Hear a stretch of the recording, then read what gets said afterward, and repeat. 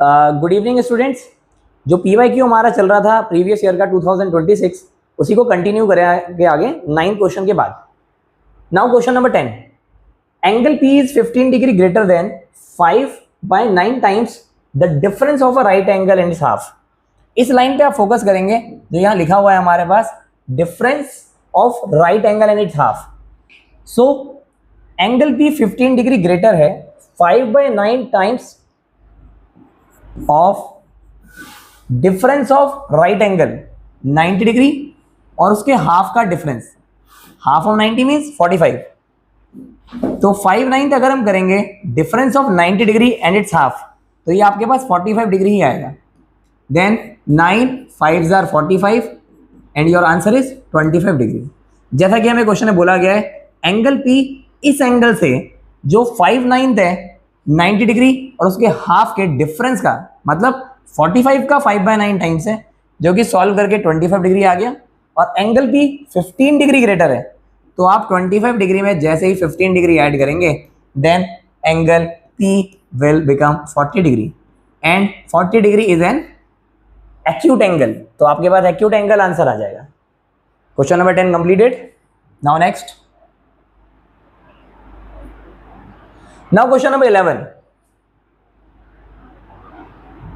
Question number 11 देखते हैं। A cuboidal container has length 19 centimeter. एक क्यूबॉइडल कंटेनर जिसकी लेंथ हमारे पास 19 है एंड हाइट 10 सेंटीमीटर, और उसकी हाइट हमारे पास 10 सेंटीमीटर होगी। क्यूबॉइडल कंटेनर है जिसकी लेंथ 19 सेंटीमीटर है और हाइट 10 सेंटीमीटर है। How wide must it be? इसकी विड्थ कितनी होगी अगर वॉल्यूम हमारे पास 19,000 सेंटीमीटर क्यूब है? पहले तो आप जानते हैं वॉल्यूम ऑफ क्यूबॉइडल कंटेनर होता क्या है। वो होता है base area into height. Base area means L into B multiply by H। यहाँ पे हमें निकालना क्या है, हमें हाउ वाइड, विड्थ निकालनी है। विड्थ, तो विड्थ या ब्रेथ हम बोले वो आ जाएगी volume divided by length multiply by height. Volume हमें दिया है 19,000, यूनिट सेम है सेंटीमीटर क्यूब, और लेंथ हमारे पास है 19 centimetre and height is 10 centimetre. जो भी सॉल्व करके आएगा वो सेंटीमीटर हमारे पास विड्थ हो जाएगी। बड़े प्यार से 10 से एक 0 कैंसिल आउट हो जाएगा। देन 19 1 जा 19, आपके 2 zeros आ जाएंगे। देन विड्थ और breadth is equal to 100 centimeter. Option में देखेंगे आप कहाँ पे है, तो ऑप्शन में हमारे पास 100 सेंटीमीटर मीन्स 1 मीटर। 1 मीटर में आपके पास 100 सेंटीमीटर ही होते हैं। You can take screenshot. Question number 11 is completed. Shashi borrowed 25,000 rupees on simple interest at the rate 8% per annum for 3 years. At the end of 3 years, she paid back 3,000. It's 30,000 rupees.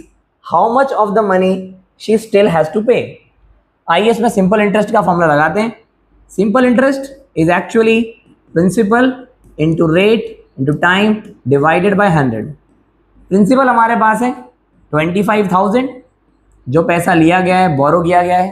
Rate of interest देख सकते हैं आप लोग 8% rate of interest. Then time is 3 year divided by 100। 2 0 से 2 0 आपके cancel out हो जाएंगे। Smartly आप मल्टीप्लाई करेंगे, 25 8s are 200 और एक 0 हमारे पास है, that is 2000 multiply by 3 which is equal to 6000। ये सिर्फ हमारे पास इंटरेस्ट आया है 3 साल का। अभी हम अमाउंट निकालेंगे, टोटल अमाउंट कितना बनेगा at the end of 3 year. ये आएगा प्रिंसिपल प्लस सिंपल इंटरेस्ट या interest, it is will become 25,000 जो कि आपके पास पैसा लिया गया था, साथ में 3 साल का इंटरेस्ट 6,000, और ये पूरा का पूरा अमाउंट हो जाएगा हमारे पास 31,000 रुपीज। ये आ जाएगा अमाउंट। ओके, अगर 3 साल के एंड में पे back, at the end of 3 year she paid back, कितना पैसा उसने वापस किया है वो हमने देख लिया। ये 30,000 है बेटा।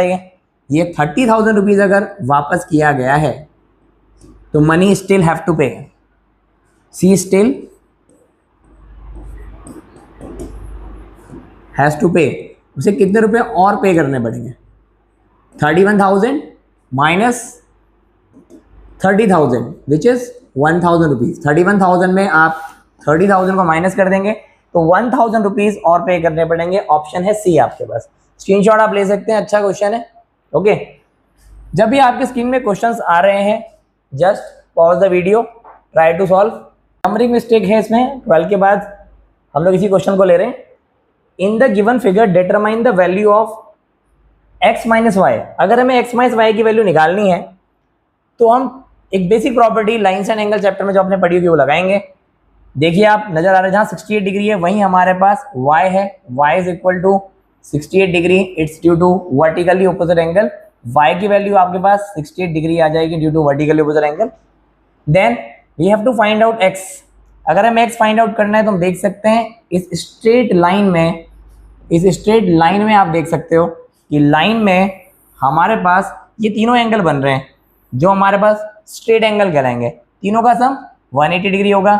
ओके, और जो एंगल आपके पास x है इसके वर्टिकली अपोजिट ही एंगल है, तो आप तीनों का सम 180 लेंगे। अगर सॉल्व करके देखना है तो डायरेक्ट भी निकाल सकते हैं। 68 degree plus x plus 39 degree is equal to 180 degree, angles on a straight line. Then आप इन्हें ऐड करेंगे, then it will become 108 degree plus x is equal to 180 degree. X is equal to 180 degree minus 108 degree. x की value आ जाएगी आपके पास 72 degree. अब आप देख सकते हैं जो वैल्यू आपको निकालनी है x minus y, x minus y, ये वैल्यू आएगी 72 डिग्री माइनस 68। 72 में से 68 माइनस करेंगे it's 4 degree and option C is your answer. I think ये क्लियर हो गया होगा। वर्टिकली ऑपोजिट एंगल से y 68 डिग्री आ गया। एंगल सम प्रॉपर्टी हमारे पास एंगल्स ऑन स्ट्रेट लाइन की प्रॉपर्टी से तीनों का सम 180 लिया, देन x की वैल्यू आ गई और आपने x minus y find out कर लिया। Next question, find the value of x। हमें x की वैल्यू फाइंड आउट करनी है। अगर हम ध्यान से देखें इस क्वेश्चन में तो find the value of x में हमारे पास सबसे बड़ी चीज है वर्टिकल ऑपोजिट एंगल। अगर हम देखें ये भी एक स्ट्रेट लाइन है और ये भी एक स्ट्रेट लाइन है, दोनों के बीच में जो एंगल बन रहा है, ये एंगल जो बन रहे हैं ये वर्टिकली ऑपोजिट एंगल है। दोनों वर्टिकली ऑपोजिट एंगल है तो x हमारे पास किसके बराबर होगा? x is equal to 42 degree plus 90 degree, इन दोनों के सम के बराबर होगा। 42 degree plus 90 degree and x is equal to 42 plus 90 it's 132 degree, जो कि आपको नजर आ रहा है ऑप्शन सी में। आई थिंक इजी क्वेश्चन था, क्लियर हो गया होगा आपको। Now 16 question, supplementary angle of angle A is equal to 1/3 of a right angle. Angle A का जो सप्लीमेंट्री है, मान लेते हैं कि एंगल ए हमारे पास जो भी है उसका सप्लीमेंट्री एंगल है बी। एंगल ए जो भी है उसका सप्लीमेंट्री एंगल है बी, मान लेते हैं। कह रहे supplementary angle of angle a, supplementary जिन दोनों का था 180 होता है। Supplementary angle of angle A is equal to 1/3 of a right angle. अगर ये 1/3 है राइट एंगल का, so 1/3 of 90 degree means actually 30 degree. तो अगर हमें कह रहे थे कि जो एंगल ए है उसका सप्लीमेंट्री 1/3 ऑफ राइट एंगल है, 1/3 of right angle means it is 30 degree. तो इस सिनेरियो में जो एंगल ए होगा 30 में क्या जोड़ेंगे, जो 180 आ जाए वही तो सप्लीमेंट्री बनाएगा। तो बड़े प्यार से एंगल ए आ जाएगा आपके पास 150 degree.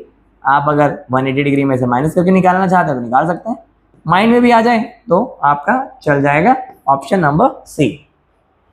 You can click screenshot. Next question 17 question, Rahul has rupees 120 rupees. Okay, he purchased a gift, cost rupees 109. How much money remain with him? Okay, 120 रुपए उसके पास थे, 109.75 का उसने गिफ्ट खरीद लिया। मनी रिमेन विद हिम, तो simple सी बात है, मनी रिमेन विद हिम निकालने के लिए आप सिर्फ क्या करेंगे, 120.00 जो रुपीज उसके पास थे उसमें से जितने भी रुपीज का उसने सामान खरीदा है वो आप हटा देंगे, तो पता लग जाएगा उस पर कितने पैसे बचेंगे। सब्ट्रैक्शन है, वेरी इजी। 10 में से 5 माइनस करेंगे 5 आएगा, देन 9 माइनस 7 2 आएगा। Okay, then again 9 minus 9 0 and then it is 10.25 rupees. 10.25 is option first, very easy question.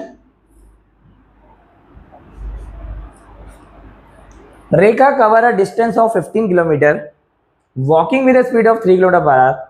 How much distance would she cover in the same time if she walk at a speed of 7 kilometre per hour? At a speed of 7 kilometre per hour. ये थोड़ा सा incomplete है, तो at a speed of 7 kilometre per hour complete हो चुका है question. अब Rekha cover a distance of 15 kilometre walking with a speed of 3 kilometre per hour. How much distance would she cover in the same time if she walk at a speed of 7 kilometre per our? पहले हम निकालेंगे बेटा, हमारे पास distance भी है और speed भी है, तो हम निकालेंगे उसको टाइम कितना लग रहा था. Okay, Rekha cover a distance of 15 kilometre per hour. So पहले लिख लेते हैं distance. Rekha cover a distance of 15 kilometre walking with a speed of 3 kilometre per hour. तो उसकी स्पीड कितनी थी? Speed is 3 kilometre per hour. So ये डिस्टेंस कवर करने में टाइम कितना लगेगा?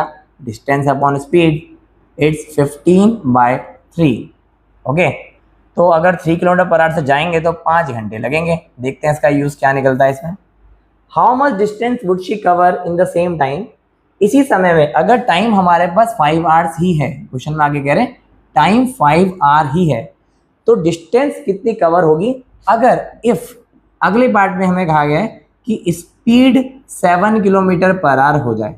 अगर स्पीड 7 किलोमीटर पर आवर हो जाए और टाइम सेम लगे जो पहले लग रहा था, तो डिस्टेंस का फॉर्मूला आप जानते हैं, वो होता है speed into time. Speed into time. तो स्पीड आपके पास है 7 और इसमें मल्टीप्लाई कर देंगे आप 5. 7 5 35.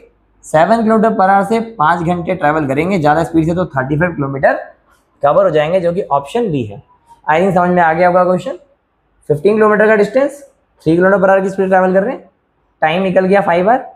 इतना ही टाइम अगर ट्रैवल करें लेकिन स्पीड हमारे पास 7 किलोमीटर पर आवर हो, तो डिस्टेंस कितना कवर होगा? 7 × 5 35. Next question. The speed of a bus is 36 kilometre per hour. Distance covered by the bus in 10 second. Very easy question, बिना सॉल्व करे भी आ सकता है, लेकिन एक बात इसमें इंपॉर्टेंट है कि हमारे पास स्पीड किलोमीटर पर आवर में दी है. ओके, लेकिन स्पीड को हमें चेंज करना पड़ेगा देखकर मीटर पर सेकंड में, क्योंकि आंसर हमारे पास मीटर में है. सो स्पीड अगर आपको कभी भी किलोमीटर पर आवर में मिल जाए और तो आपको फिर पूरा ट्रांसफॉर्मेशन करने की जरूरत नहीं है. बहुत बेसिक सी बात है, बताई गई है वैसे तो वीडियोस में प्रीवियस. किलोमीटर पर आवर को मीटर पर सेकंड में चेंज करने के लिए जस्ट मल्टीप्लाई बाय 5/18.